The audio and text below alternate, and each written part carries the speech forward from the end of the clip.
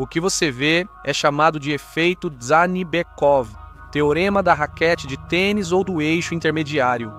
Mas vamos chegar lá. Agora você talvez já tenha visto clipes como este antes, mas neste vídeo vou fornecer a melhor explicação intuitiva de como esse efeito funciona. Ou pelo menos esse é o meu objetivo. Agora, isso envolve provavelmente o melhor matemático vivo, segredos da era soviética e o fim do mundo. Em 1985, o cosmonauta Vladimir Janibekov foi encarregado de salvar a estação espacial soviética Salyut-7, que havia desligado totalmente. A missão foi tão marcante que os russos lançaram um filme sobre ela em 2017. Após resgatar a estação espacial, Janibekov desempacotou suprimentos enviados da Terra presos com uma porca-borboleta. Quando a porca-borboleta girou para fora do parafuso, ele notou algo estranho. A porca-borboleta manteve sua orientação por um curto período e então girou 180 graus. Enquanto ele observava, ela girou de volta segundos depois, e ela continuou girando para frente e para trás regularmente.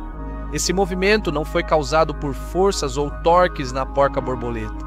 Mesmo assim, ela continuava girando. Era um fenômeno estranho e contra-intuitivo que os russos mantiveram em segredo por 10 anos. Por que tanto segredo? Bem, é isso que vamos descobrir. 6 anos depois, em 1991, foi publicado um artigo no Journal of Dynamics and Differential Equations chamado A Raquete de Tênis Giratória. Apesar da relação, não há menção ao efeito secreto de Zanibekov. O artigo afirma que, ao segurar uma raquete de tênis voltada para si e girá-la no ar, ela não apenas gira como esperado, mas também faz meia volta em torno do eixo do cabo. Assim, o lado que ficava virado para você ficará para longe ao pegar.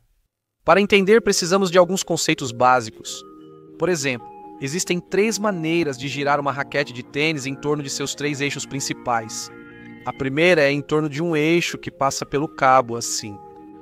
A segunda é como girávamos antes, com um eixo paralelo à cabeça da raquete. E a terceira é em torno de um eixo que passa perpendicular à cabeça da raquete. É mais fácil girar a raquete em certos eixos do que em outros.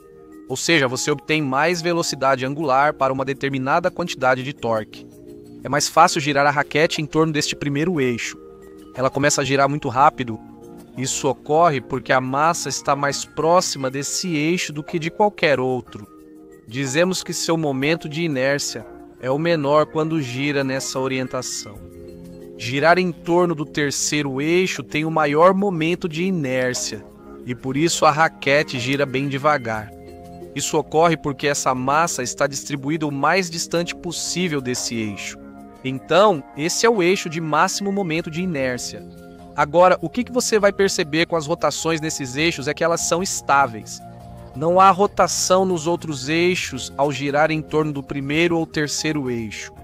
Mas ao girar em torno do segundo eixo, o eixo intermediário, onde o momento de inércia está entre os outros dois, é aí que você obtém esse meio giro. E praticamente não há nada que você possa fazer para impedir isso. E não são só as raquetes de tênis, é claro. Eu já fiz isso antes com celulares e com um disco com um buraco nele. Levei esse disco a uma pista de gelo e a um avião de gravidade zero. Sou obcecado pelo teorema do eixo intermediário. Para o efeito do eixo intermediário funcionar, é necessário um objeto com 3 momentos de inércia distintos em seus eixos principais. E bem, nem todo objeto é assim. Este objeto, como um anel giratório, possui só 2 momentos de inércia distintos para rotações assim. E é assim. Fazer coisas girarem não é minha especialidade. Uau, acho que as rotações deveriam ser assim. Era esse que eu buscava. Qualquer objeto com simetria esférica tem só um momento de inércia. Esses objetos não vão provar o teorema da raquete de tênis. Para isso, é necessário um topo assimétrico com 3 momentos de inércia distintos em seus 3 eixos principais. O artigo sobre a raquete de tênis diz que a torção parece ser um fenômeno novo. Não é mencionado em textos gerais sobre mecânica clássica, entre outras fontes que eles verificaram, mas na verdade é sim. Está até mesmo no livro-texto que eles citaram Landau e Lifshitz. Na verdade, a compreensão do teorema do eixo intermediário remonta a pelo menos mais 150 anos, a um livro chamado A Nova Teoria dos Corpos em Rotação, de Louis Poinsot. Então, isso é física antiga, mas no espaço, o fenômeno parece algo novo. Na microgravidade, os efeitos eles são bem mais impressionantes que uma meia volta de raquete de tênis. De tempos em tempos, nas redes sociais, esses vídeos surgem com perguntas como: isso é real? E o que está acontecendo? Como isso funciona? Bem, várias simulações e animações foram feitas. Se você quer entender o que acontece, a maioria recorre à matemática, inclusive eu no passado. Bem, a matemática é meio complicada e, rapaz, tem muita matemática. Um estudante perguntou ao físico Richard Feynman se havia uma forma intuitiva de entender o teorema do eixo intermediário. E, segundo a história, ele pensou cuidadosamente e profundamente por 10 ou 15 segundos e então disse: não. Bem, o objetivo deste vídeo é provar que Feynman estava errado, fornecer uma explicação intuitiva do teorema do eixo intermediário. Mas a explicação não é minha. Na verdade, ela vem de um dos maiores matemáticos vivos, Terry Tao. Ele ganhou a medalha Fields, entre vários outros prêmios.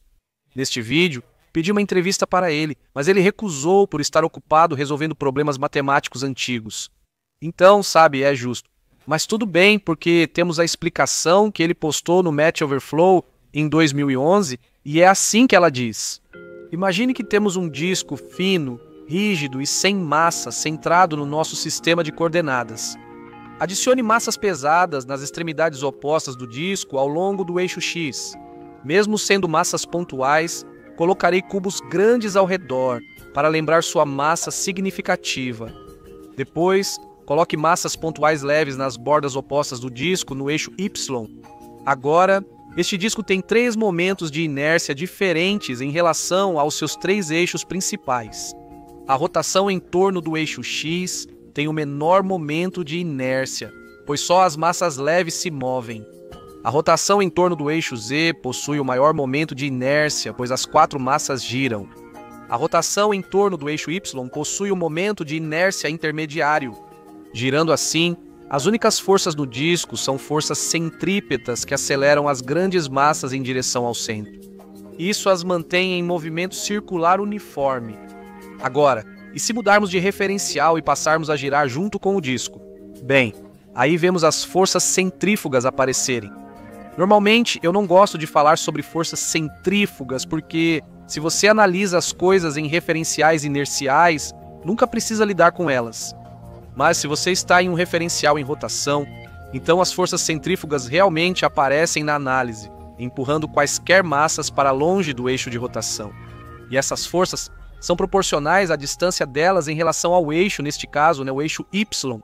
Então aqui não há força centrífuga sobre as pequenas massas, porque elas estão localizadas exatamente sobre o eixo Y. A força centrífuga atua apenas nas grandes massas para fora. E isso é equilibrado pelas forças centrípetas empurrando para dentro. Tudo isso está certo, mas e se o disco for empurrado e não girar mais perfeitamente em torno do eixo Y? Agora, as pequenas massas sentirão uma força centrífuga proporcional à distância do eixo Y. A tensão no disco mantém as pequenas massas ortogonais às grandes massas. Como as grandes massas ainda giram quase nas mesmas posições, com muita inércia, limitam as pequenas massas ao plano YZ. As pequenas forças centrífugas sobre as pequenas massas começam a acelerá-las. Essas forças aumentam conforme as massas se afastam mais do eixo Y. E elas continuam acelerando até que se invertam para lados opostos. Na primeira metade da inversão, forças centrífugas aceleram as pequenas massas. Mas, na segunda metade, as forças centrífugas desaceleram as massas, revertendo toda a aceleração anterior, de modo que elas basicamente param quando chegam ao lado oposto. O padrão se repete sem parar, com o disco girando para frente e para trás em intervalos regulares. Aqui está, uma explicação intuitiva para o teorema do eixo intermediário, também conhecido como teorema da raquete de tênis ou efeito Zhany-Bekov. Então, Se isso é física clássica bem estabelecida, por que os soviéticos mantiveram isso classificado por 10 anos? Bem, possivelmente por causa do que Dzhanibekov fez depois de observar o comportamento estranho da porca-borboleta. Ele prendeu uma bola de massa de modelar ou plasticina nela e tentou girar aquilo. E ele percebeu que, como a porca-borboleta, essa bola também girava periodicamente. E a implicação era que talvez, já que a Terra é uma bola girando no espaço, ela também pudesse virar. Sabemos que os polos magnéticos da Terra já se inverteram antes. Isso pode ter relação? Em 2012, com as profecias maias sobre o fim do mundo, a especulação sobre o efeito Dzhanibekov se mostrou irresistível para alguns teóricos da conspiração e pessoas da mídia.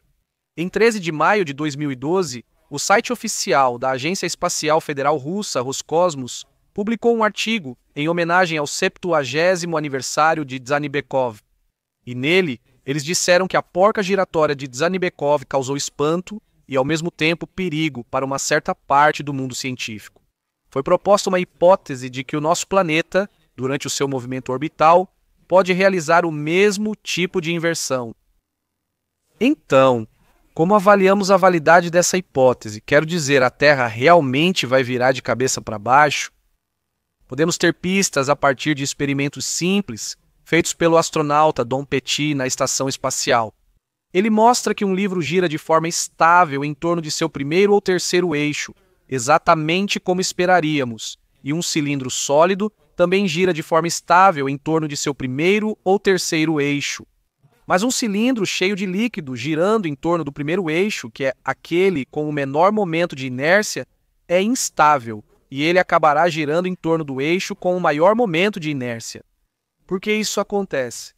Para um objeto isolado girando no espaço, você provavelmente pensaria que tanto seu momento angular quanto sua energia cinética seriam constantes. Mas isso é só metade da verdade. O momento angular se mantém constante, mas a energia cinética pode se transformar em outras formas, como calor. Nesse caso, enquanto o líquido se agita, a energia pode ser dissipada. Girar em torno do eixo com menor momento de inércia também implica maior energia cinética. E à medida que essa energia cinética é dissipada, o cilindro não tem outra opção a não ser girar em torno do eixo que atinge a energia cinética mínima. E esse é o eixo com o maior momento de inércia, então quando ele está girando de ponta a ponta. Para uma determinada quantidade de momento angular, então, girar com o momento de inércia máximo é o estado de menor energia. Então, esse é o estado para o qual todos os corpos tenderão se eles tiverem alguma forma de dissipar sua energia. Os Estados Unidos aprenderam isso da pior forma com seu primeiro satélite, o Explorer 1. Foi projetado para girar em seu eixo longitudinal e ser estabilizado por rotação. Poucas horas após chegar à órbita, ele já girava de ponta a ponta. Mas o que aconteceu? Quero dizer, parece um cilindro rígido. Bem, o problema eram essas antenas flexíveis.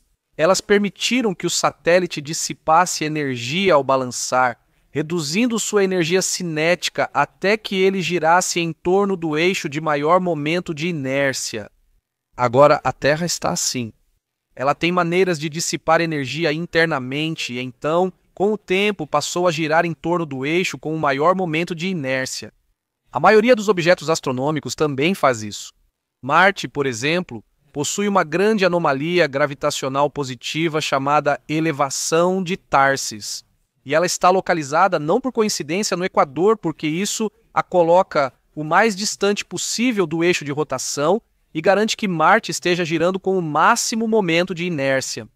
A maioria dos asteroides gira em torno do eixo de maior momento de inércia, e não de eixos aleatórios. Então a Terra não vai girar. Ela está girando em torno do eixo com o máximo momento de inércia, e isso é estável.